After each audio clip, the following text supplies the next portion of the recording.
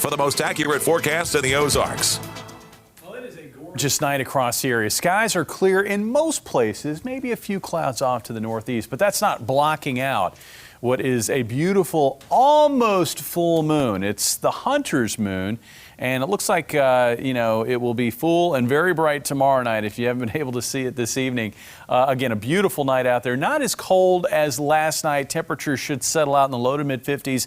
This morning, we settled out in the low to mid 40s. This was the coldest morning in Springfield since back on May the 12th, as we begin to push deeper and deeper into the cool season. 44 this morning, but an afternoon high of 70 degrees as we shook off that morning chill. And you can see the warmer readings, the much warmer readings off to the west.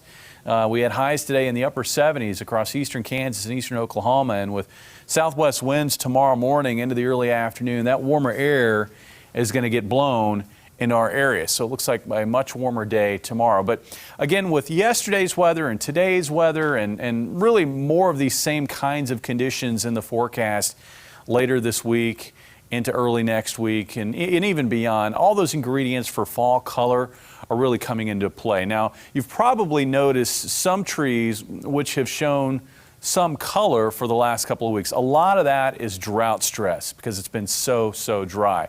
But now we're really starting to see ingredients that help to really push the fall foliage further. Those chilly nights, those mild sunny days.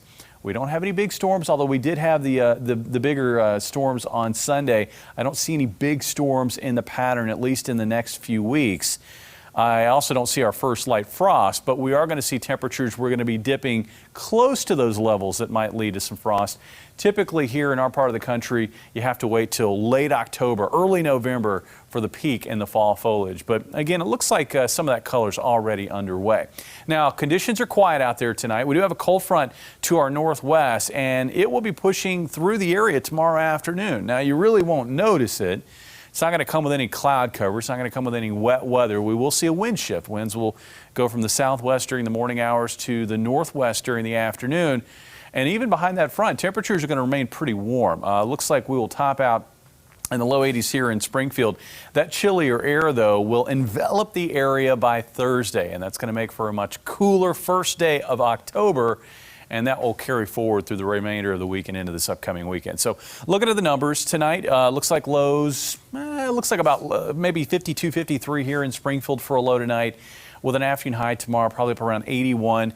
Even warmer readings off to the south. Winds, they'll be gusty out of the southwest, becoming northwesterly during the afternoon, and then breezy winds on Thursday as well out of the northwest with highs in the 60s. So we're going to lose a lot of ground behind that cold front in terms of temperatures, and the pattern will continue to favor cooler than normal conditions across the eastern United States. It looks like on Saturday we're going to have some upper level energy riding down the backside of this trough, and it may be able to carve out a storm, and that storm looks like it'll generate a chance for showers maybe Saturday morning, but more likely late in the day on Saturday into Saturday night.